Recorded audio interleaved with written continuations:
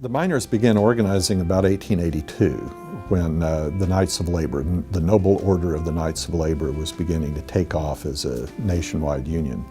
It was made up to a large extent of both skilled and unskilled workers. The Noble Order of the Knights of Labor even sounds like a fraternal lodge, and it was almost more of that than it was a true labor union. But beginning in 1882, they began organizing the miners in Indian Territory. And in 1894, they led the first major strike. As people normally write about this, Oklahoma historians tend to be too narrow-focused and talk about this being the strike in 1894 and often don't put the context. Of course, 1894 was an important year for labor unrest throughout the nation.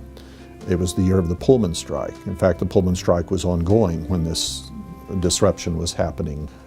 Jacob Coxey led his protest march on Washington, D.C. with unemployed men, and the first march on Washington of its type to protest what had been happening with the economy. It was in the midst of the worst economic disaster in American history up to that time. The Panic of 1893 had set this off. So the context, it would be surprising almost if you didn't have a labor unrest in Oklahoma at that point, or in Indian Territory in the Choctaw Nation.